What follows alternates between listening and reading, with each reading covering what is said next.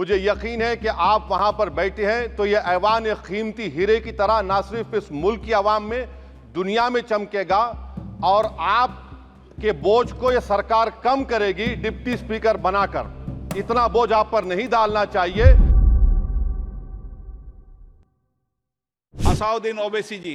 Sir, मैं आपको अपनी जानिब से, पूरे मुल्क की जानिब से मुबारकबाद देता हूं और मुझे यकीन है कि आपकी पार्लियामेंट की आवाम इस बात पर फख्र कर रही है कि आप दूसरी मर्तबा इस ऐवान के स्पीकर बने हैं।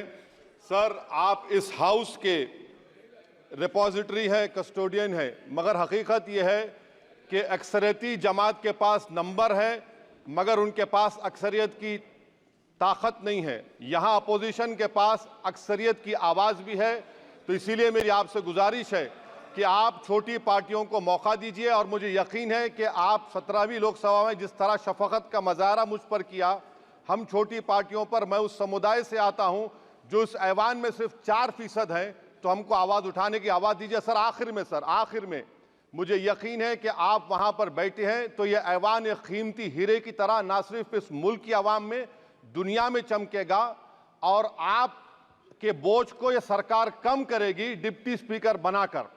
इतना बोझ आप पर नहीं डालना चाहिए।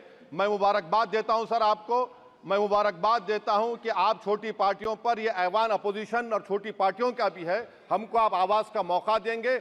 इस हाउस का कैरेक्टर बदल चुका है सर, इस हाउस का कैरेक्टर बदल चुका है।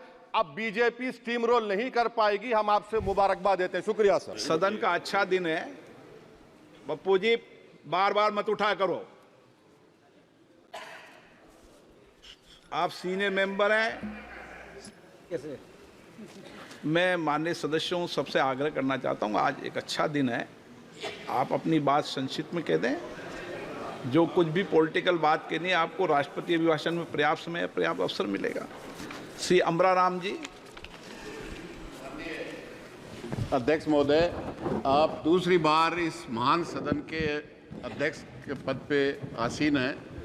मैं मेरी ओर से और मेरी पार्टी भारतीय कम्युनिस्ट पार्टी मार्क्सवादी की ओर से आपका हृदय से आभार व्यक्त करता हूं और उम्मीद करता हूं कि इस न्याय के आसन में जो सर्वोच्च सदन इस देश का है, उसमें इस सदन में जनता की आवाज़ प्रतिपक्ष की तरफ से सुनने में आप निश्चित रूप से अपना समय देंगे।